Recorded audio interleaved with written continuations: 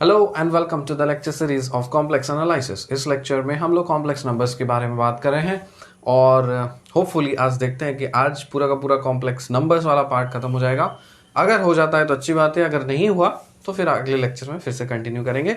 इस लेक्चर में देखो बात करते हैं सबसे पहले geometrical addition of complex numbers की। इसका ज्योमेट्रिकल मीनिंग क्या है मैंने आपको पहले बताया था, फिर से एक बार देख लेते हैं। जैसे यहाँ पे यहाँ पे दो कॉम्प्लेक्स नंबर्स लिए गए हैं Z1 और Z2। इसको आप पॉइंट के तरह से आप लिख सकते हो, है कि नहीं। कोई भी आर्गेंट प्लेन में ये अगर रियल एक्सिस है, ये अगर इमेजिनरी एक्सिस है, तो यहाँ पे Z1 ये वाला कॉम्प्लेक्स नंबर, Z2 ये वाला कॉम्प्लेक्स नंबर। अगर मुझे बोला कि दोनों को ऐड करो तो आप पैरेललोग्राम बना सकते हो। वेक्टर लॉ से आपने सीखा था, क्योंकि Z जो है ना कॉम्प्लेक्स नंबर, ये आपका पॉइंट्स की तरह भी ट्रीट कर सकते हो, इसको वेक्टर्स की तरह भी ट्रीट कर सकते हो। कौन से प्लेन में? आर्गेंट प्लेन में, ठीक है।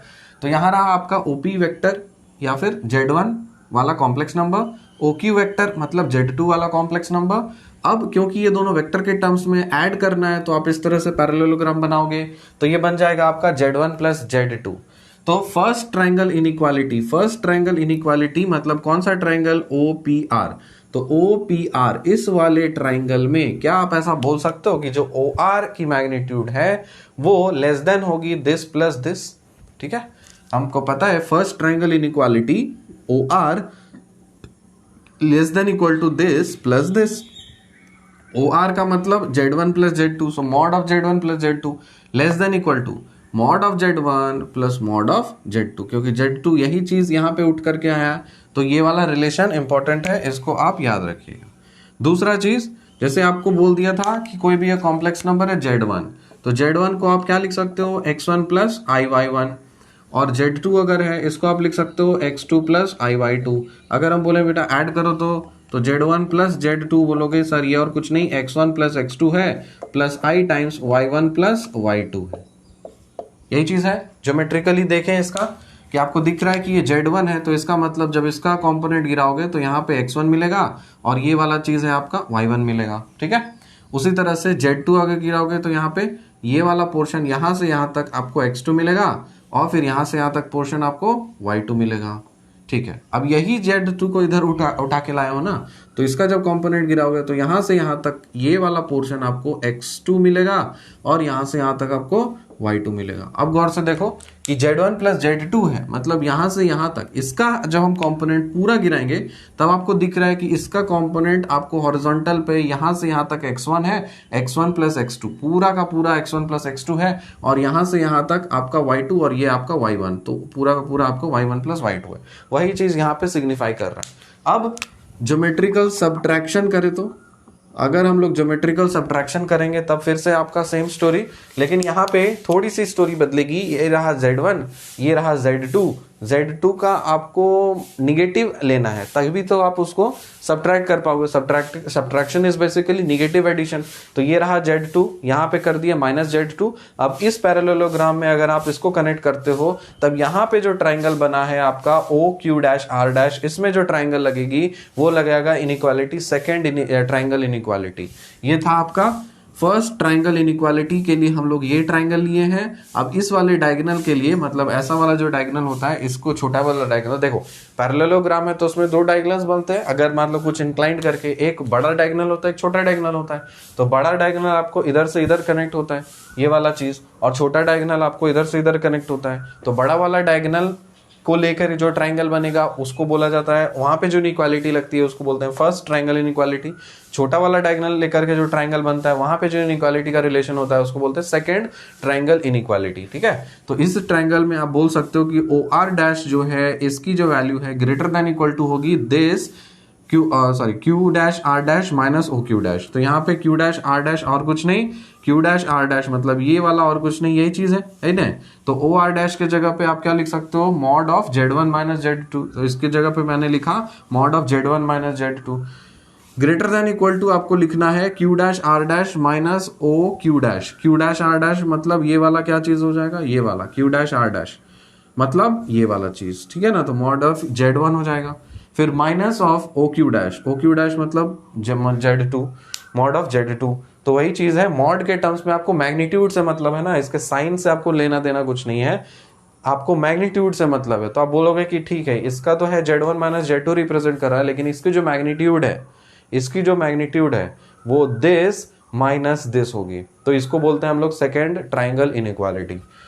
और इसको आप ज्योमेट्रिकली एक्स और वाई के टर्म्स में अगर आपको दिखाना है तो आप बोलोगे सर Z1 है x1 प्लस IY1 और Z2 होता है हमारा x2 प्लस IY2। अब दोनों को अगर हम माइनस करते हैं तो यहाँ पे मिलेगा Z1 minus Z2 is equal to x1 minus x2, ये होगा, माइनस कर दो Z1 minus Z2, x1 minus x2 plus I times फिर Y1 माइनस Y2।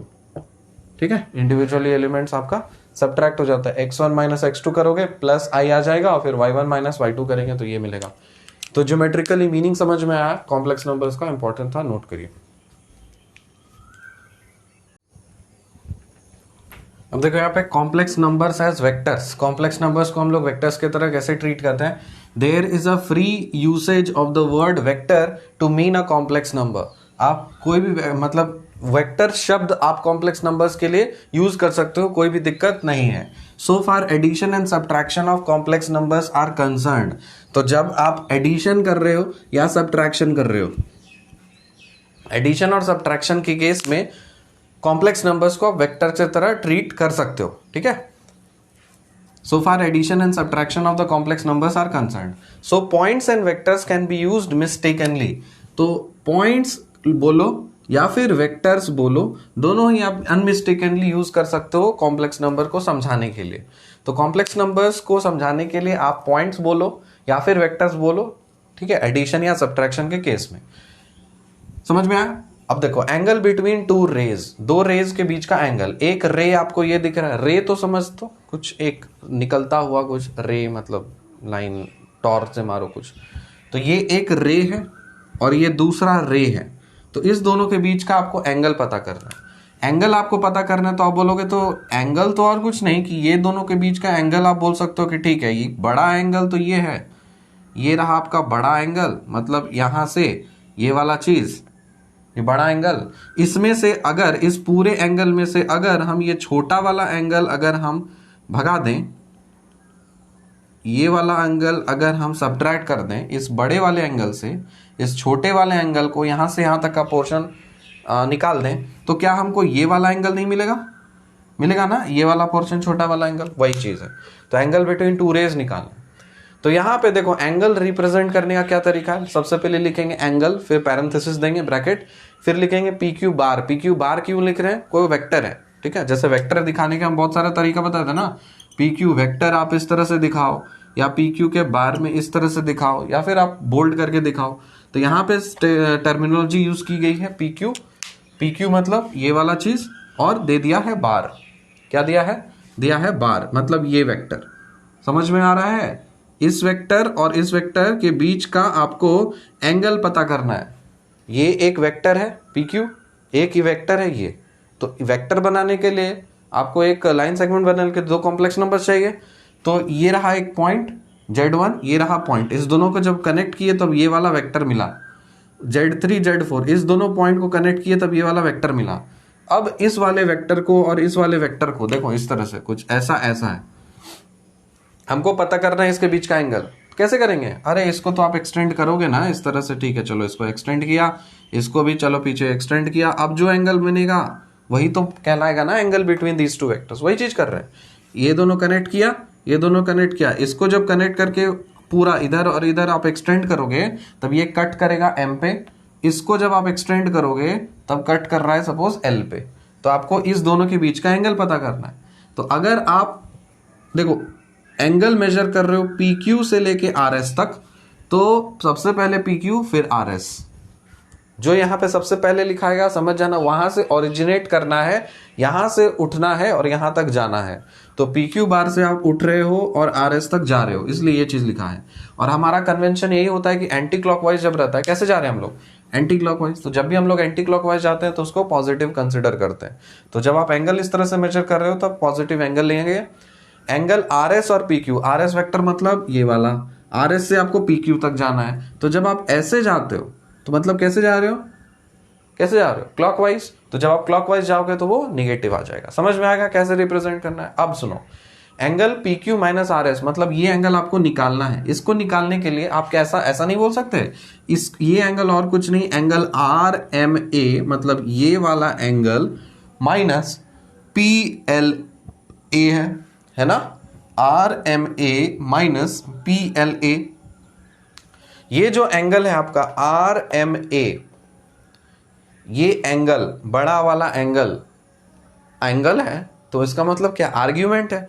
किसका आर्ग्यूमेंट है, argument of Z4 minus Z3। देख लो, Z4 माइनस Z3 इसी का आर्ग्यूमेंट है, इसी चीज का आपका आर्ग्यूमेंट है, argument of Z4 minus Z3। आपको याद रखिए मतलब दो पॉइंट है ना किसी भी लाइन का, तो ये वाला एंगल आपको पता करना है, आर्ग्यूमेंट।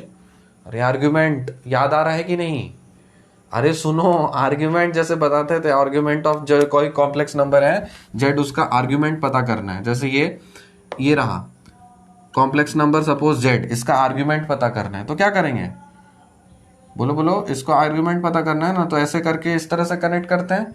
यहाँ पे सपोज ये अल्फा एंगल बना दे रहा है, अल्फा ही है ना उसका आर्ग्यूमेंट, वही चीज है। तो यहाँ पे ये है, इसको लाइन सेगमेंट को आप कैसे रिप्रेजेंट करोगे, Z4 माइनस Z3 है कि नहीं। तो इसका आर्ग्यूमेंट क्या हो जाएगा, इसको आप कनेक्ट करो इधर, इसको मतलब पूरा एक्सटेंड करो, तो जो एंगल कट करेगा वही है आर्ग्यूमेंट। तो ये बड़ा वाला एंगल मतलब क्या, किसका आर्ग्यूमेंट है, Z4 माइनस Z3 का है। उसी तरह से Z2 माइनस Z1 मतलब ये वाला लाइन सेगमेंट, मतलब ये वाला वेक्टर, इसका आर्ग्यूमेंट क्या है, ये और कुछ नहीं, इसको एक्सटेंड करोगे तो ये वाला एंगल। वही एंगल को हम आर्ग्यूमेंट के टर्म्स में लिख रहे हैं, क्या दिक्कत है। एंगल आर एम ए मतलब क्या है, ये बड़ा वाला एंगल, ये क्या है, आर्ग्यूमेंट किसका है, Z4 माइनस Z3, मतलब इस वाले वेक्टर का आर्ग्यूमेंट है। उसी तरह से इस वाले वेक्टर का आर्ग्यूमेंट क्या हो जाएगा, ये वाला छोटा वाला एंगल। तो वही चीज है ना, इसको क्या लिखेंगे, argument of Z2 minus Z1, तो यहाँ पे लिखा Z2 माइनस Z1। अब आप जानते हो आर्ग्यूमेंट 1 माइनस आर्ग्यूमेंट 2 करते हो तो वो डिवाइड हो जाता है, तो argument of Z4 minus Z3 by Z2 minus Z1 कहलाएगा। अब यहाँ पे दो ऊपर में भी माइनस ले लो कॉमन, इधर भी माइनस ले लो कॉमन, तो कोई फर्क पड़ेगा क्या, पलट जाएगा, स्वैप कर जाएंगे। तो आर्ग्यूमेंट आप बोल सकते हो Z3 minus Z4 by Z1 minus Z2, Z3 minus Z4 by Z1 minus Z2।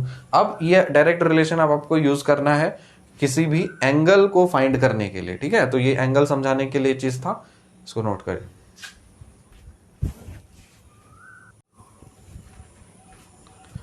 अब बात करते हैं हम लोग equation of a curve in complex plane. जैसे रियल वाली दुनिया में कर्व को कैसे रिप्रेजेंट करते थे, हम लोग रिप्रेजेंट करते थे, कुछ फंक्शन होता था x, y is equal to 0। अगर कुछ इस तरह से x और y का फंक्शन इक्वेट कर देते थे 0, तो कुछ कर्व रिप्रेजेंट करता था। कॉम्प्लेक्स प्लेन में कैसे करेंगे, कुछ आइडिया आपको पता है कि x को आप कैसे लिख सकते हो, आप जानते हो x और कुछ नहीं, जैसे कोई कॉम्प्लेक्स नंबर है z is equal to x plus I y है, तो इसमें x है आपका रियल पार्ट, y है आपका इमेजिनरी पार्ट। तो इसमें x को लिखने का तरीका क्या था, कि जैसे हम लिखते थे half of z plus z bar, ये बन जाता था हमारा half of z plus z bar. कैसे देख लो, जैसे z है x प्लस आई वाई, जेड कॉन्जुगेट करेंगे तो क्या मिलेगा, x माइनस आई वाई मिलेगा। दोनों को ऐड करो, तो दोनों को ऐड करने पे z प्लस जेड कॉन्जुगेट मिल रहा है 2x, तो यहां से x को बोल सकते हैं 1/2 ऑफ z प्लस जेड बार। लिख लिए, अरे आया। तो ये क्या है, रियल पार्ट ऑफ, मतलब कॉम्प्लेक्स नंबर है, तो x के जगह पे ये यूज करेंगे, ध्यान रहे। सिमिलरली y के जगह पे 1/2 i times z minus z bar use करेंगे। ये रहा आपका x, ये रहा आपका y। बस आपको फंक्शन जो लिखना है उसी के टर्म्स में लिखना है। जैसे capital F of x, y is equal to 0 हुआ करता था, तो पुट कर दो, f ऑफ किसका फंक्शन बन जाएगा, x के जगह पे half of z plus z bar comma 1/2 i z minus z bar is equal to 0। बस इस तरह से अगर लिख दिए हम लोग, तो इसका मतलब हमें एक फंक्शन दिखा दिए किसी भी कर्व का कोई कॉम्प्लेक्स प्लेन में।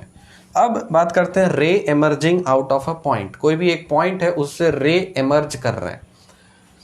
तो देखो रे एमर्जिंग ऑफ अ पॉइंट दिखाने के लिए कोई भी एक पॉइंट, सपोज मान लो Z1 मैंने कंसिडर किया, एक रैंडम, एक कॉम्प्लेक्स प्लेन है हमारा जिसमें एक रैंडम पॉइंट Z1 कंसिडर किया है।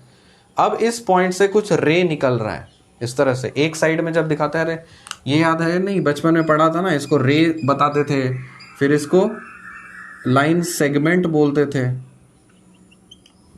ना, फिर इसको लाइन बोलते थे, याद है? तो ये रे है, मतलब एक साइड आपका एरो है, तो पॉइंट Q से आपका एक रे निकल रहा है।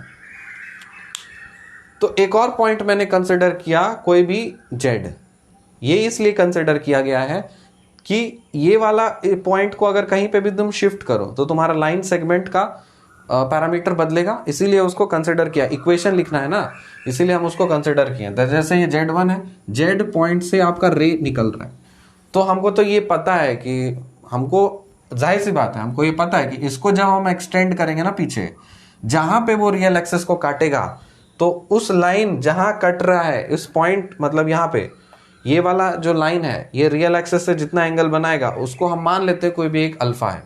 तो अल्फा क्या है? एक आर्ग्यूमेंट है।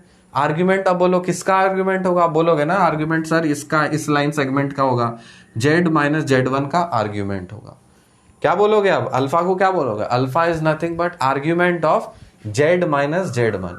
अभी सीखे जस्ट पहले, देखो Z माइनस Z1 करेंगे तो ये, इसका आर्ग्यूमेंट मतलब निकालने के लिए क्या करना है, इसको आप पीछे एक्सटेंड करो, तो रियल एक्सिस से जो एंगल बनेगा उसी को अल्फा बोलेंगे या उसी को आर्ग्यूमेंट बोलेंगे। तो वही चीज लिखा हुआ है ना यहाँ पे, देखो Z माइनस Z1 अगर हम करेंगे तो आर्ग्यूमेंट मिलेगा, argument of Z minus Z1 को क्या लिख सकते हैं? अल्फा लिख सकते हैं। QP बार मतलब Z माइनस Z1 क्यों निकाल रहे हैं? हमको ये वेक्टर चाहिए ना, इसलिए QP बार फाइंड किया हुआ है। ठीक है, अब देखो ओरिजिन से मान लो को सेम एक यूनिट वेक्टर निकल रहा है, OR एक यूनिट वेक्टर है जो ओरिजिन से निकल रहा है और सेम हूबहू एंगल वही बना रहा है, एक यूनिट वेक्टर है। तो ऐसा हम नहीं बोल सकते कि ये वाला जो इसका जो आर्ग्यूमेंट है और इसका जो आर्ग्यूमेंट है, दोनों का आर्ग्यूमेंट है सेम। क्या बोले? इसका जो आर्ग्यूमेंट है और इसका जो आर्ग्यूमेंट है, दोनों का आर्ग्यूमेंट है सेम, दोनों का आर्ग्यूमेंट है सेम। कैसे आर्ग्यूमेंट? अरे देखो, इसका आर्ग्यूमेंट है अल्फा और इसका आर्ग्यूमेंट है क्या तुम्हारा? अल्फा। आर्ग्यूमेंट का मतलब रियल एक्सिस से जितना एंगल बनाए। ठीक है, तो हम ये भी तो बता सकते हैं कि QP जो है, ये अगर हमको फाइंड करना हो तो यूनिट वेक्टर टाइम्स कुछ पैरामीटर होगा। तो देखो QP बार को हम क्या लिखे हैं? QP लिखे हैं इंटू OR बार लिखे हैं। OR बार मतलब यूनिट वेक्टर, QP मतलब ये वाला चीज, इसी में आप जितना मर्जी यूनिट्स कर दो, 4 यूनिट्स कर दो, 5 यूनिट्स कर दो, हो तो है तो इसी का मल्टीपल ना। ये वाला जो चीज है ये तो है इसी चीज का मल्टीपल, इसीलिए हम लिखे हैं ये। तो QP के जगह पे QP रहेगा और OR के जगह पे आप क्या लिख सकते हो? cos alpha plus I sin alpha. ये तो हम लिख सकते हैं क्योंकि एक 1 यूनिट है, तो x एक्सिस पे आपको पता है 1 cos अल्फा, ये बन जाएगा cos अल्फा। 1 cos अल्फा मतलब cos अल्फा, 1 sin अल्फा मतलब sin अल्फा। अब इसी चीज को आप तो लिख सकते हो ना, cos alpha plus I sin alpha, तो वही चीज लिखा है यहाँ पे मैंने। अब OP bar is equal to, आप जानते हो कि OP बार फाइंड करना है। OP बार बोले तो ये वाला चीज, ये OP बार मतलब यहां से यहां, इसको अगर आपको फाइंड करना है तो आप क्या करोगे? OQ प्लस QP करोगे। देखो मिला देते हैं, इसको मिलाओ और इसको मिलाओ। अब इस ट्रायंगल में गौर से देखो, OP बार फाइंड करना है मतलब ये वाला वेक्टर, तो OP वेक्टर क्या हो जाएगा? OQ vector plus QP vector होगा। तो वही चीज लिखा है, OP vector is equal to OQ vector plus QP vector. OQ vector मतलब और कुछ नहीं, आपका Z1 है।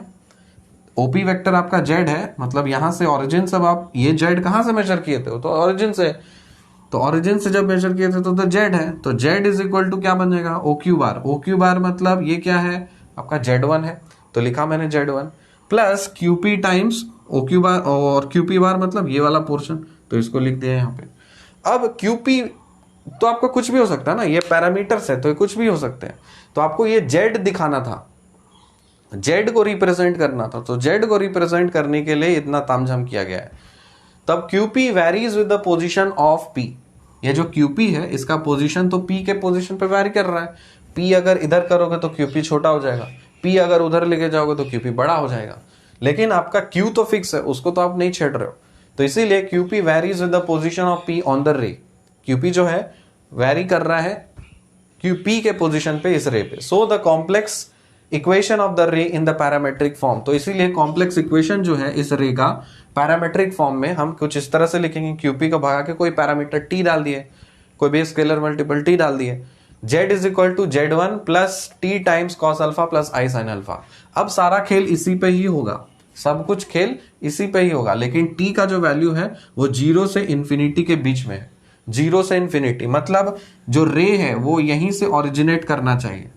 जो यहाँ पे आपका जो Z का जो रे है, ये वाला जो Z का रे है, ये आपका 0 is less than equal to T less than equal to infinity. जो पैरामीटर T है ना, जो T का पैरामीटर है, ये 0 और इंफिनिटी मतलब 0 ही मिनिमम होना चाहिए। देखो जब T को 0 पुट करोगे तो Z is equal to Z1 मिलेगा, तो Z is equal to Z1 मिलेगा, है ना। तो यहीं से ओरिजिनेट कर रहा है वो, ये इसी पॉइंट से ओरिजिनेट करना है इसको, तभी एक ही डायरेक्शन में जा रहा है, इसीलिए आप इसको क्या बोलोगे, रे बोलोगे। क्यों? क्योंकि एक ही डायरेक्शन में जो चीज जाता है उसको हम लोग रे बोलते हैं।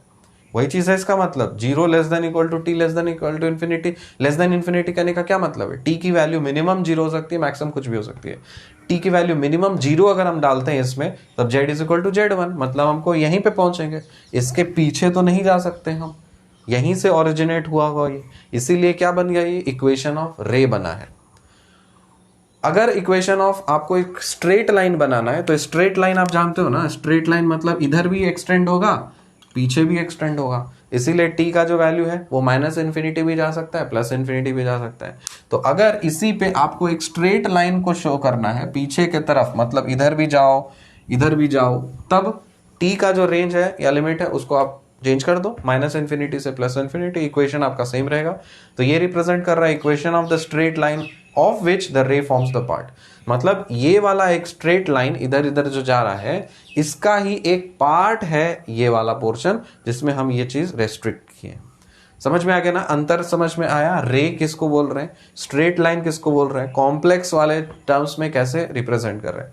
आपको क्या याद रखना है, आपको कुछ कुछ चीजें याद रखनी है। जैसे पहला ये कि अगर आपका 2 पॉइंट दिया हुआ है कोई भी वेक्टर का, अगर आपको आर्गुमेंट निकालना है तो आप क्या करोगे, पहले इस वेक्टर को तो कर लो। जैसे यहाँ पे Z है और इधर Z1 है, तो इस लाइन सेगमेंट को क्या बोलोगे, Z माइनस Z1। इस वेक्टर को क्या बोलेंगे, Z माइनस Z1। ठीक है, इसका आर्ग्यूमेंट मत निकालने के लिए आपको क्या करना है, इसको आप पीछे एक्सटेंड कर देना। जहां रियल एक्सिस से कटेगा, जैसे एंगल बनेगा रियल एक्सिस से, उसी को आर्ग्यूमेंट बोला जाएगा। तो वही चीज लिखा हुआ argument of Z minus Z1 मतलब अल्फा। ठीक है, अगर हम बोले आर्ग्यूमेंट ऑफ Z का आर्ग्यूमेंट बताओ, तो बोलोगे सर Z का आर्ग्यूमेंट तो और कुछ नहीं, इसको argument Z is equal to ये, Z का आर्ग्यूमेंट यही होगा। तो Z का आर्ग्यूमेंट मतलब argument of J is equal to Z is equal to alpha.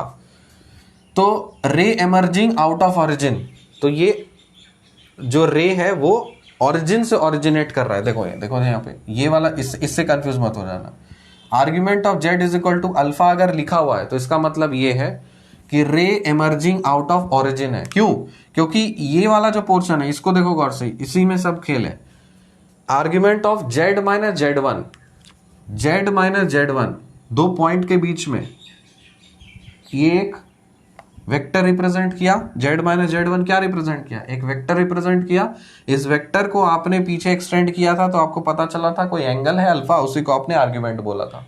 ठीक है, अगर हम लिखते हैं argument of Z is equal to alpha, इसके कहने का ये मतलब है, क्या हम ऐसा नहीं लिख सकते, आर्ग्यूमेंट ऑफ Z को हम Z minus 0 is equal to alpha बोल सकते हैं इसको। तो इसका मतलब ये है कि Z1 उसका ओरिजिनेटिंग पॉइंट था, तो Z माइनस 0 मतलब कहाँ, ये रहा आपका Z, ये रहा आपका 0, इसको कनेक्ट करोगे तब आपको तो Z माइनस 0 मिलेगा ना। ये रहा आपका Z, ये रहा आपका 0 मिलेगा, तो ये क्या बन गया आपका Z माइनस 0। अब इसका जो आर्ग्यूमेंट है, मतलब ये एंगल जो बन रहा है, ये बन रहा है अल्फा। ये अल्फा नोटेशन आपने यूज किया है, कोई दिक्कत नहीं है, लेकिन बस वही कहने का मतलब है कि आर्ग्यूमेंट अगर आपको दिखाना है तो आप इस तरह से वो लाइन या वो लाइन सेगमेंट या फिर वो वेक्टर जो रियल एक्सिस से जितना एंगल बना है, उसी एंगल को आर्ग्यूमेंट बोला जाता है। ठीक है, काफी अच्छी तरह से मैंने आपको कहानी इसकी बता दी है, इसको नोट करिए। अब देखिए equation of a straight line, अभी तक रे का देख रहे थे, अब equation of a straight line देखते हैं। स्ट्रेट लाइन बोले तो दो पॉइंट के बीच में जो लाइन है उसको बोलेंगे स्ट्रेट लाइन बोलेंगे। तो यहाँ पे स्ट्रेट लाइन कहने का मतलब इक्वेशन मुझे पता करना है QS, मतलब equation of a straight line, ठीक है। ये वाला देखो, straight line joining QNS, straight line joining QNS, दो पॉइंट है हमारा Q और S, इसको ज्वाइन कर दो तो मिलेगा QS, ठीक। ये हमको फाइंड करना है। तो QS फाइंड करने के लिए देखो OP बार, मतलब आपको ये पता करो तो ये वाला वेक्टर कैसे लिखोगे, OP bar straight line joining QS, straight line, line segment नहीं, स्ट्रेट लाइन, मतलब इस पूरे लाइन का आपको इक्वेशन पता करना है, इस पूरे लाइन का आपको इक्वेशन पता करना है। उसमें तो दो रेफरेंस पॉइंट हम बताएं, एक Q बताए एक S बताए, ठीक है। तो जैसे होता है ना कि हम बोले कि एक पॉइंट है A, एक पॉइंट है B, हम बोले कि बनाओ तो एक स्ट्रेट लाइन बनाओ joining the points A and B। तो बोलोगे सर क्या ये सही है? नहीं, ये स्ट्रेट लाइन नहीं है। क्या है ये? लाइन सेगमेंट है ये।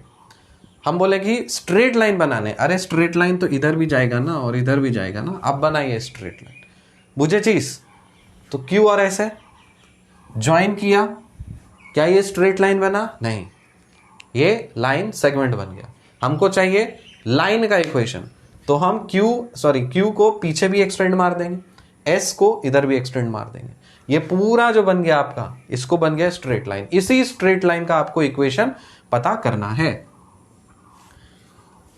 पता करने के लिए सबसे सिंपल तरीका कि इधर पे एक कोई भी रैंडम पॉइंट P को कंसिडर कर लो।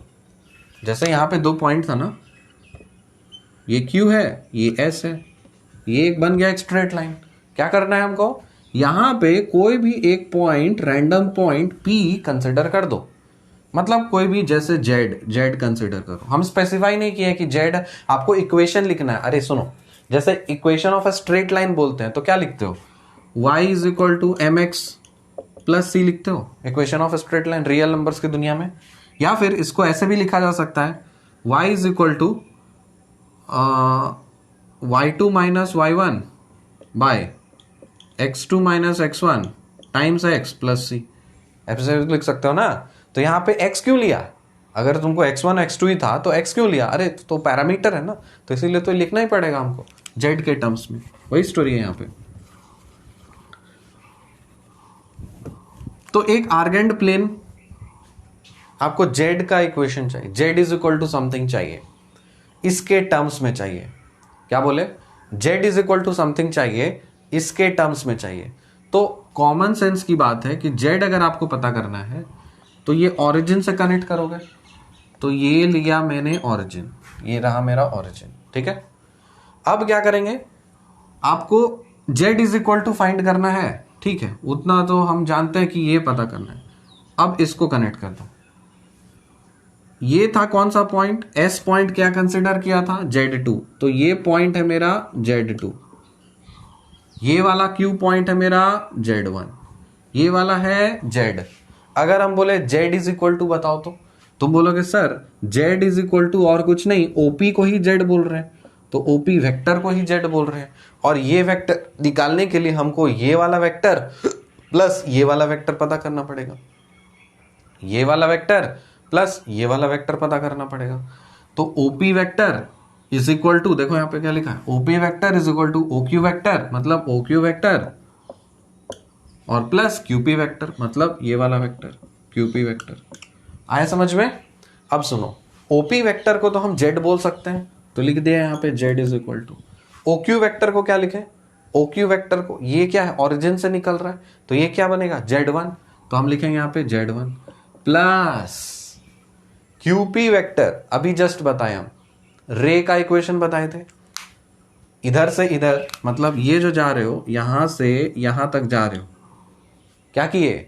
यहां से यहां तक गए, तो रे ही हुआ, एक तरह का रे हुआ कि नहीं? और रे का इक्वेशन क्या बताए थे हमने? रे का इक्वेशन हम बताए थे, बताओ, ये वाला चीज पैरामीटर ऑफ समथिंग बताए थे ना। तो QP वेक्टर क्या बन जाएगा? T टाइम्स ये, T टाइम्स ऑफ ये वाला जो पोर्शन आप है QP है, वो QS का ही है ना कुछ multiple, Z2 minus Z1, QS मतलब Z2 माइनस Z1। अरे QP, P का पोजीशन आप बदलोगे तो QP बदलेगा ना, तो कुछ पैरामीटर है समथिंग टाइम्स, लेकिन जो कुछ भी है वो QS के टर्म्स में ही होगा। QS का डबल कर दिए तो चलो ये है, QS का ट्रिपल कर दिए तो चलो ये है, QS का 4 टाइम्स कर दिए तो चलो ये है। तो इसी लाइन पे हम कैसे बढ़ रहे हैं, QS के मल्टीपल्स के टर्म्स में। तो वही चीज लिखे है ना, कोई पैरामीटर है T, किसका टाइम्स, Z2 माइनस Z1 का, Z2 माइनस Z1 का। अब यहाँ पे हम T का लिमिट क्या डालेंगे कि T का रेंज क्या डालेंगे, कैसा होना चाहिए T, कि आपको स्ट्रेट लाइन बनाना है, मतलब रेस्ट्रिक्शन तो नहीं है, रे रहता तो हम 0 से लेके करते, लेकिन यहाँ पे तो आपको स्ट्रेट लाइन करना है। तो इसीलिए आप क्या करोगे, माइनस इन्फिनिटी से लेके T लेस देन इन्फिनिटी, ये इसको आप रिप्रेजेंट करोगे। समझ में आया? तो ये क्या है, equation of a straight line है, straight line joining QS। 2 point था, उसके बीच में आपको एक स्ट्रेट लाइन डिफाइन करना था, तो उसका इक्वेशन ये होता है। आप इस चीज को याद रखिएगा, आगे काम चलेगा, लगेगा काम। इफ A एंड B, इसको अभी अलग से नोट करके रखिए, if A and B are two complex constants. अब ये सुनो, जैसे रियल में कांस्टेंट नंबर होता है ना, कांस्टेंट नंबर मतलब जैसे 2 हो गया, 3 हो गया, ये रियल कांस्टेंट्स है। आर्गेंड प्लेन में जब कांस्टेंट्स खोजोगे तो वो क्या बन जाएंगे, कॉम्प्लेक्स कांस्टेंट्स कहलाते हैं। ठीक है, तो उसी तरह से A और B आपके कोई 2 कॉम्प्लेक्स कांस्टेंट्स हैं। Then the equation Z is equal to A plus T times B represents a straight line through a point A। मतलब ये क्या रिप्रेजेंट कर रहा है, ये रिप्रेजेंट कर रहा है एक straight line through the point A, through the point A। A क्या है, एक कॉम्प्लेक्स कांस्टेंट नंबर है, कॉम्प्लेक्स कांस्टेंट है। तो एक आर्गेंड प्लेन लिया, इसी आर्गेंड प्लेन में एक कोई कांस्टेंट A है, कोई भी एक कांस्टेंट सपोज A है, कांस्टेंट, इससे पास करता हुआ straight line through the point A, इससे पास करता हुआ। अब स्ट्रेट लाइन बोले तो इसका कोई लिमिटेशन है क्या कि उसी डायरेक्शन में जाएगा, अरे इधर भी तो जा सकता है। तो इस लाइन का इक्वेशन क्या बन जाएगा, इस लाइन का इक्वेशन हम लोग बोलेंगे कि ये और कुछ नहीं, Z is equal to A plus T B times है, A plus T B times है।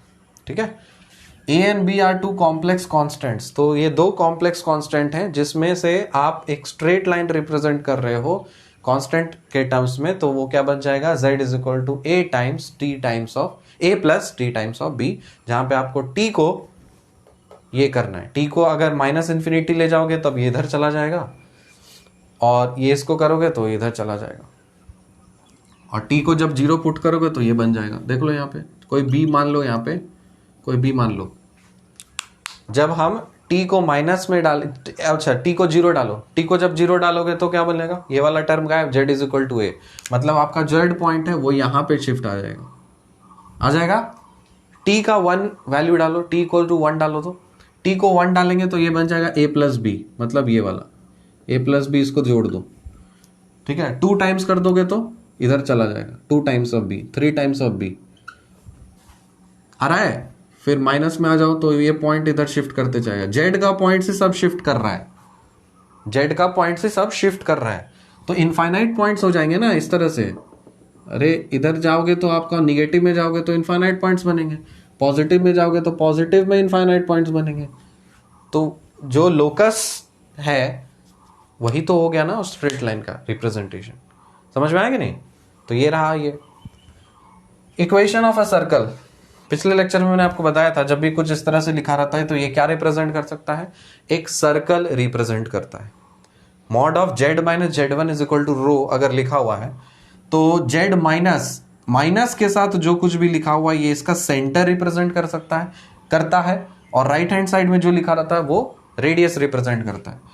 तो यहाँ पे सेंटर बोला Z1 तो ठीक है, कोई भी एक आर्गेंट प्लेन में एक सेंटर Z1 कंसिडर किया, रेडियस है रो और यहाँ पे Z कंसिडर होगा, इसको आप बना दोगे सर्कल तो ये एक सर्कल रिप्रेजेंट होगा इसका। हम बोलेंगे ठीक है चलो बताओ तो कि अगर कुछ लिखा हुआ है mod of Z minus A is equal to 3, इसका मतलब क्या है? Mod of Z minus A is equal to 3, इसका मतलब क्या है? तो बोलोगे सर ये और कुछ नहीं, इसमें सर्कल है जिसमें जो सेंटर है ना वो ए है और जो रेडियस है ना सर वो 3 यूनिट्स है। बना देते हैं। कोई भी एक पॉइंट हम कंसिडर करते हैं ए पॉइंट कहीं पे भी है, उस हमको क्या मतलब, कहीं पे भी है, और 3 यूनिट का एक 3 यूनिट रेडियस का एक सर्कल रिप्रेजेंट करो, तो ये इसको रिप्रेजेंट करता है। ठीक है। अब इसी चीज में अगर हम बोले कि लेस देन 3, मतलब सारे के सारे पॉइंट्स इस सर्कल के अंदर होंगे, क्या ये बाउंड्री को टच करेंगे? नहीं, ये बाउंड्री को टच नहीं करेंगे।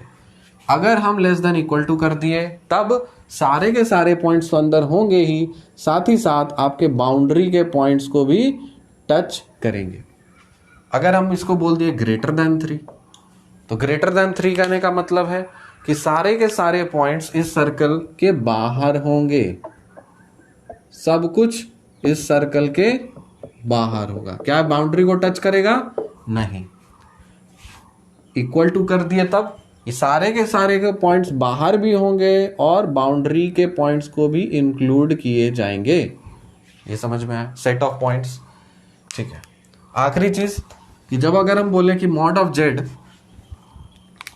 जेड इज इक्वल टू 1, इसका क्या मतलब है? बोलोगे sir mod of Z is equal to 1 है ना, इसका ये मतलब है, इसको हम लिख सकते हैं mod of Z minus 0 is equal to 1। इससे ये पता चला कि ये है हमारा सेंटर और ये है हमारा रेडियस। मतलब एक आर्गेंट प्लेन में ये रहा मेरा सेंटर ओरिजिन, और एक यूनिट का एक सर्कल मैंने इस तरह से डिफाइन किया जिसमें रेडियस है हमारा 1 यूनिट। ठीक है। उसी तरह से एक आखिरी चीज, mod of Z plus 7 is equal to 4, इसके कहने का क्या मतलब है? इसको हम लिख सकते हैं mod of Z minus of -7, कोई दिक्कत, इज इक्वल टू 4। अब बोलोगे कि सर सेंटर -7 पे होगा और जो रेडियस है ना वो 4 पे होगा। -7 किधर होता है? किधर होता है? अरे किधर होता है? कॉम्प्लेक्स नंबर में -7 का मतलब क्या? -7 प्लस i इंटू 0, यही कहने का मतलब है ना। मतलब x है आपका -7 और y है आपका 0, यही तो पूछ रहा है। तो -7 आप बोलोगे कि नहीं इधर है। ठीक है। ये तो सेंटर मिल गया। रेडियस कितना है? 4 यूनिट का रेडियस है, तो यहां से एक सर्कल ड्रॉ कर दो। आ गया समझ में? आ गया? ये चीज है। ठीक है।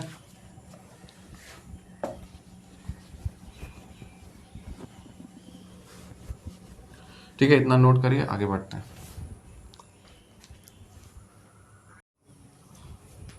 अब इसको देखो, quick equation of a general straight line. एक जनरल फॉर्म में कैसे लिखते हैं किसी भी स्ट्रेट लाइन को? कार्टेशियन सिस्टम में लिखते हैं ना, ax plus B Y plus C is equal to 0, लिख दिया।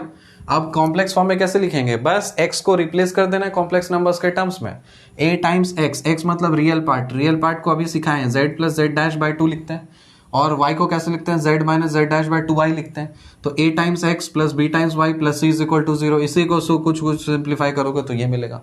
अब यहाँ पे मैंने कंसिडर कर लिया है कि लेट कि जो a प्लस आई बी है ना, इसी को हम मान लेते हैं p is equal to a plus I B है। मान लिया कोई भी एक complex number a plus I B है, इसको मैंने p कंसिडर किया है।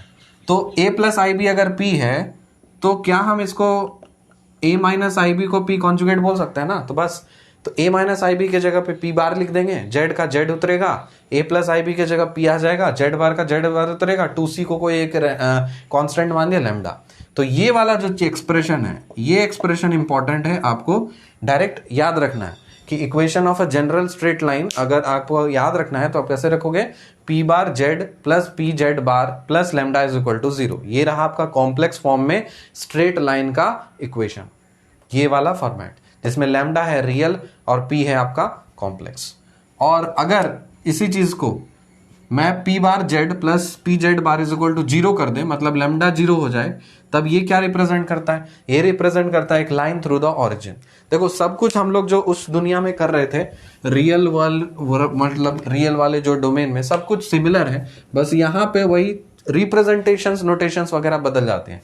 तो ये अगर आपका रियल एक्सिस है, ये अगर आपका इमेजिनरी एक्सिस है, तो यहाँ पे इस केस में कोई भी अगर एक स्ट्रेट लाइन है जो ओरिजिन से पास कर रहा हो तो इस स्ट्रेट लाइन का इक्वेशन बन जाएगा क्या, यहाँ पे हम बोलेंगे इसको ये P bar Z plus P Z bar is equal to 0। ये रिप्रेजेंट कर रहा है एक straight line passing through the origin. अब रियल वर्ल्ड में कैसे करते थे, क्या था उसका, कैसे कोई भी इक्वेशन क्या था रियल, इसका ये इक्वेशन क्या है, y is equal to X है ना, ये और कुछ नहीं, y is equal to X है। ये क्या रिप्रेजेंट करता है, ये पर रिप्रेजेंट करता है एक straight line passing through the origin, straight line passing through the origin. ठीक है, ये आपका रियल में इस तरह से रिप्रेजेंट करते हैं और कॉम्प्लेक्स में इस तरह से हम इसको रिप्रेजेंट करते हैं। बस सिंपल सा चीज है, जनरल इक्वेशन है, वही जो कुछ भी है सो है। इसको आप याद रखिए, आपको इंपॉर्टेंट है ये एक्सप्रेशन याद रखने का, जनरल एक्सप्रेशन है स्ट्रेट लाइन का। उसी तरह एक सर्कल का रिलेशन होता है वो देखते हैं।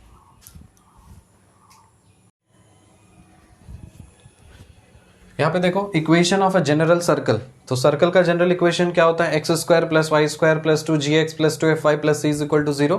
हम लोग ये एनसीईआरटीज में पढ़े थे बचपन में, याद है आपको, ये general equation of a circle है।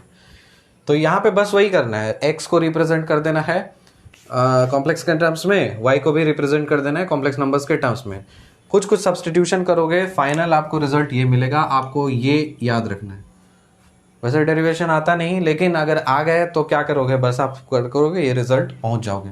यहाँ पे c है आपका रियल देख के लग रहा है, और a का कॉन्जुगेट लिया गया इसलिए a है आपका कॉम्प्लेक्स, और ये रिप्रेजेंट कर रहा है एक सर्कल जिसका सेंटर होगा -a और रेडियस होगा √a कॉन्जुगेट -c, और कुछ इस तरह से आपका सर्कल कहीं पे भी रैंडम दिखेगा।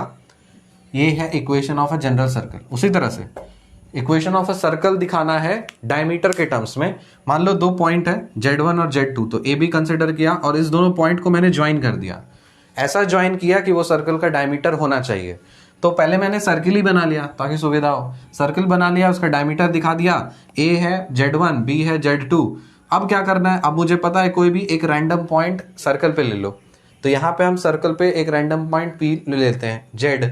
तो इसको जब आप इधर एक्सटेंड करोगे और इसको जब आप इधर एक्सटेंड करोगे तो कॉमन सेंस की बात है कि ये एंगल तो बनेगा 90 डिग्री, नो डाउट बनेगा। तो यहां से अगर हम बोले कि इसका आर्ग्यूमेंट और इसका आर्ग्यूमेंट निकालना है, तो निकालने के लिए क्या करेंगे, Z2 माइनस Z बोले तो Z2 minus Z divided by Z1 minus Z, argument of this find करेंगे तो π/2 आएगा। अगर P को नीचे लोगे या B के इस साइड में लोगे तब उस केस में -π/2 आएगा। लेकिन चाहे π/2 ले -π/2 ले, दोनों ही साइड में आपका जो पोर्शन रहेगा Z2 माइनस Z या फिर Z1 माइनस Z, ये प्योरली इमेजिनरी ही होने वाला है। ये जो आप फाइंड करोगे ना Z2 minus Z by Z1 minus Z, ये प्योरली इमेजिनरी ही होता है। तो इसका हम लोग फायदा उठाएंगे क्या, कि अगर प्योरली इमेजिनरी है तो उसका रियल पार्ट है 0। तो रियल पार्ट किसी भी नंबर को अगर मुझे शो करना है, कोई कॉम्प्लेक्स नंबर है, सपोज एक कॉम्प्लेक्स नंबर है Z, अगर हमको बोले कि ठीक है इसका रियल पार्ट पता करिए, तो बोलेगा sir real part of Z मतलब और कुछ नहीं, वो x पूछ रहा है, और x पूछ रहा है मतलब Z कर दो, जो नंबर है उसको लो और उसका कॉन्जुगेट लो, दोनों को जोड़ दो और उसका आधा कर दो। यही तो होता है रियल पार्ट, होगा। ठीक है, यहां पे जो कॉम्प्लेक्स नंबर उठ के आया है हमारा वो है ये है मेरा कॉम्प्लेक्स नंबर। तो इस केस में इसका अगर मुझे दिखाना है कि ये प्योरली इमेजिनरी है, अगर यहाँ पे दिखाना रहता Z आपका प्योरली इमेजिनरी है, मतलब Z is equal to X plus I Y, मुझे अगर ये प्रूव करना है कि प्योरली इमेजिनरी है, तो प्योरली इमेजिनरी करने के लिए हमको तो ये 0 करना पड़ता। ये x को 0 मतलब इस टर्म को 0, मतलब Z plus Z bar is equal to 0। अब ये हो गया, तब हम बोल सकते हैं ना कि Z हमारा प्योरली इमेजिनरी। वही चीज है, यहाँ पे आपको शो करना है कि ये प्योरली इमेजिनरी है, तो आप क्या करोगे, ये वाला कॉम्प्लेक्स नंबर आपने उठाया Z2 minus Z by Z1 minus Z, ये उठा लिया, इसका कॉन्जुगेट के साथ इसी को ऐड कर दिया बाय Z1 माइनस Z, इस पूरे को इसको ऐड कर, देखो यहाँ क्या क्या कोई नंबर है उसका कॉन्जुगेट के साथ ऐड करोगे तो वो 0 हो जाएगा, तो यहाँ इसका कॉन्जुगेट के साथ ऐड करोगे तो ये 0 बन जाएगा। बस इसी को सिंप्लीफाई करोगे ना तो तुमको ये बड़ा सा रिलेशन मिलेगा। आई सजेस्ट कि तुम ये वाला रिलेशन याद रख लो, चीजें आसान हो जाएंगी। अगर ये वाला रिलेशन याद रख सकते हो तो अच्छी बात है, अगर नहीं रख सकते तो कोई भी दिक्कत नहीं, इसको याद, ये तो कॉमन सेंस से आ जाएगा, फिर इसको सिंप्लीफाई करना, फाइनली ये पहुंच जाओगे। ठीक है, ये सब क्विक चीज है, जनरली लोग स्किप मार देते हैं, पढ़ते नहीं हैं, फिर फाइनली डायरेक्ट कहाँ जाते हैं, कॉम्प्लेक्स एनालिसिस फंक्शंस में पहुंच जाते हैं, लॉरेंट सीरीज और टेलर सीरीज करते रहते हैं, कॉन्टूर इंटीग्रेशन वगैरह वो सारी चीजें, कॉम्प्लिकेटेड प्रॉब्लम्स होता है, बस फंस जाते हैं। अरे वैसे नहीं करना है, वो तरीका नहीं है सही पढ़ने का। पढ़ने का आपको जितना समय लगे ना, 2 फंडामेंटल सीखने में जितना समय ले दो, एक बार आप फंडामेंटल तैयार, अगर आप समय नहीं दे पा रहे हो, आपको लग रहा है कि नहीं मुझे तो करने का जल्दी से जल्दी कंप्लीट करना है, तो आप इस हड़बड़ाहट में रहोगे तो लिख के दे देते हैं हम आज लिख ही देते हैं आज लिख के देते हैं। अगर आप हड़बड़ कर रहे हो, जल्दी खत्म करो, जल्दी खत्म करो, जल्दी खत्म करो, आपको लिख लो मैं आईएएस कभी नहीं बन सकता, मेरा एग्जाम लिखो यहाँ पे, मेरा एग्जाम कॉपी में लिखो, मेरा एग्जाम कभी नहीं निकलेगा, जिंदगी में नहीं निकलेगा, जो मर्जी कर लो। हम दोनों स्टैम्प पेपर में मोहर मार करके सिग्नेचर करके दे देते हैं, कर लो। अगर हड़बड़ाहट है, जल्दी खत्म कर दो, जल्दी खत्म कर दो, कंप्लीट कर लेंगे, तुरंत उड़ जाएंगे, ऐसे करेंगे। अरे नहीं, वैसे नहीं, आराम से ठहरो यार, रिलैक्स, चिल। आपने मैथमेटिक्स लिया है, पेशेंस बहुत चाहिए इसमें, सफिशिएंट नहीं है। सफिशिएंट उनके लिए है जो बोले ना कि जिनका एप्टीट्यूड स्किल्स बहुत ही ज्यादा हाई है, ब्रिलियंट है, जो जेई एडवांस निकाल करके पहुंच चुके हैं आईआईटी एनआईटी में, तो उनके लिए 5-6 महीना सफिशिएंट है। डेली अगर मैथ्स को 7-8 घंटा पढ़ेंगे तो 6-7 महीने में उनका 6-7 महीने भी उनको भी लगेंगे। ध्यान लीजिए, उनको अगर 6-7 महीने लग रहे हैं ना, तो उनका आप डबल कर दीजिए, तो 14 महीने हो गए। 14 महीने तो 12 महीने, मतलब लगभग साल, एक फुल ईयर प्लस माइनस 2-3 महीने, ये आपको लगेंगे ही लगेंगे, जो मर्जी कर लो तुम। और उसके पहले तुम अगर सोचोगे कि नहीं हम जल्दी से खत्म कर लेंगे, फिर ये करेंगे, ना होगा ना होगा ना होगा। तो अगर मैथ्स ऑप्शनल लिए हो तो अपने पास ईयर्स थोड़ा सा बैलेंस करके रखो, सिक्योर्ड करके कि हाँ इतने साल लगेंगे मुझे। वरना अगर जल्दी करना है तो ले लो ना, एंथ्रोपोलॉजी ले लो, या कुछ और ले लो, या कुछ और ले लो, या कुछ और ले लो, जो मर्जी ले। मैथ्स मत लो, अगर समय नहीं है आपके पास और पेशेंस नहीं है तो फिर मैथ्स मत लो, हानिकारक हो जाएगा, मैथ्स के चलते जिंदगी बर्बाद हो जाएगी। ऐसा भी हो सकता है कि जीएस तुम्हारा हो जाए और मैथ्स ही ना हो पाए, इतना टाइम लग जाए मैथ्स कंप्लीट करने में, तो वो घातक है। तो इसलिए हम बता दे, वार्निंग दे रहे हैं बहुत, हम हमेशा बताते हैं कि मैथ्स, जब भी कोई मैसेज पूछता है ना, सर मैं मैथ्स ऑप्शनल ले लूँ क्या, मैं उसको बोलता हूँ बेटा पहले बताइए कि आपका फंडामेंटल स्ट्रांग है। बोलते हैं हाँ सर स्ट्रांग है, बोल देते हैं ठीक है, तो अच्छा ठीक है आप तो अब ले लीजिए। लेकिन उसमें भी वार्निंग देते हैं कि अगर आपको इंटरेस्ट है मैथ्स पढ़ने में और बहुत पेशेंस है, समय आप बहुत देने के लिए तैयार हो, उकताओगे नहीं, तभी मैथमेटिक्स लेना, वरना जिंदगी बर्बाद हो जाएगी। सही बता रहे हैं हम, वो एग्जाम नहीं निकलेगा, फिर मैथ्स के लिए फंस के रह जाओगे। इसलिए अभी इस पोजीशन पे भी लग रहा है कि नहीं हो पा रहा मैथ्स, स्विच करो, निकलो आगे, बढ़ो आगे, कुछ और लो। किसको? मैंने कोर्स स्टार्ट किया ताकि जो होता है ना कि मतलब जो इनको, जिसको इंटरेस्ट भी है, जिसको पेशेंस भी है, जो मैथमेटिक्स पढ़ना लिटरली पढ़ना चाहते हैं, लेकिन पढ़ाने वाला कोई नहीं मिल रहा उनको, उनके लिए बेनिफिशियल हो सकता है। अब ऐसा नहीं कि अगर यहाँ पे मिल रहा है ज्ञान तो अब ले लेंगे वो लेंगे, ठीक है। तो इसलिए आत्ममंथन कर लीजिए, ठीक है, खुद पे डिसाइड कर लीजिए, क्योंकि ये प्योर डिसीजन आपका ही है। एक बार आपने निर्णय ले लिया, फिर पीछे पलट करके आप नहीं देख सकते। पीछे पलट के देखेंगे तो पीछे खिंचावते चले जाएंगे, आगे नहीं बढ़ पाएंगे। इसलिए एक डिसीजन जो आपने लिया है, काफी सोच समझ करके लिया करिए। हम डरा नहीं रहे हैं आपको, हम फैक्ट बात बता दे रहे हैं, ठीक है। चलिए ठीक है, आज के लेक्चर में हम इतना ही रखते हैं। कॉम्प्लेक्स नंबर्स का जो बेसिक फंडामेंटल था वो मैंने आपको कंप्लीट कर दिया। अगला चैप्टर जो हम स्टार्ट करेंगे वो है Argand plane, complex plane, complex sets, ठीक है। थोड़ा सा हट के है, जनरली टेक्स्ट बुक्स में नहीं दी रहती, लेकिन एप्लीकेशंस इसका आता है बहुत ही ज़बरदस्त तरीके से। तो बेसिक फंडामेंटल्स में हमेशा मैं बताता हूँ, कोर्स में फंडामेंटल्स में टाइम देना ज़रूरी है, ठीक है। मैंने एक्सपेरिमेंट किया था ये वेक्टर एनालिसिस के साथ में, क्योंकि लीनियर अलजेब्रा में लोग बोल रहे थे कि सर जल्दी खत्म कर दो, जल्दी खत्म कर दो। अच्छा ठीक है, तो वेक्टर एनालिसिस में मैंने चलो ठीक है, चलो जो फंडामेंटल बेसिक रूल्स वगैरह सब होते हैं वो मैंने लिखा दिया, प्रैक्टिस नहीं कराया था।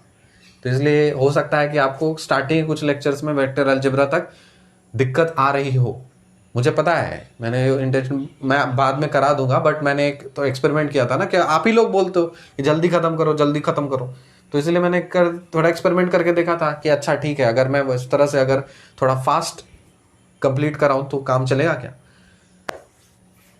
अगर वैसे काम नहीं चल रहा तो फिर कोई मतलब नहीं है जल्दी जल्दी कोर्स कंप्लीट करने का। आराम से करेंगे, पेशेंस के साथ करेंगे, प्रैक्टिस कर करके जो भी सीखेंगे, जितना भी सीखेंगे, लेकिन अच्छे से सीखेंगे। ऐसा नहीं हो कि 13 का 13 यूनिट्स हम लोग कंप्लीट कर लिए और अल्टीमेटली रिजल्ट में लड्डू अंडा कुछ नहीं, क्वेश्चन ही नहीं बन रहे, मतलब है क्या फिर। 7 चैप्टर पढ़ो 8 चैप्टर पढ़ो, लेकिन ऐसा पढ़ो कि क्वेश्चंस बन जाए, जो भी छूटे ना।